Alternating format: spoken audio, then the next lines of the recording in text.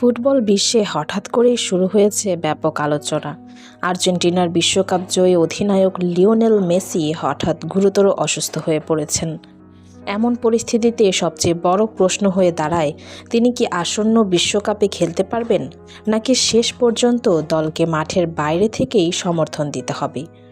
বিশ্বজুড়ে কোটি কোটি সমর্থকদের কাছে মেসি শুধু একজন ফুটবলার নন, তিনি একটি আবেগের নাম। আর তার অসুস্থতার খবর ছড়িয়ে পড়লে সামাজিক যোগাযোগ মাধ্যমে, টেলিভিশনে এবং ক্রীড়াঙ্গনে শুরু হয়ে যায় নানা আলোচনা ও জল্পনা কল্পনা। কেউ বলছেন তিনি দ্রুত সুস্থ হয়ে ফিরবেন, আবার কেউ মনে করছেন পুরোপুরি সুস্থ না হওয়া পর্যন্ত মাঠে নামা উচিত হবে না।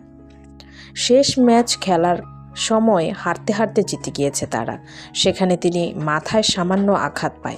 হসপিটালে গিয়ে ডাক্তার দেখালে জানতে পারে আঘাতটি দেখতে সামান্য মনে হলেও আঘাতটি অনেকটাই গভীর।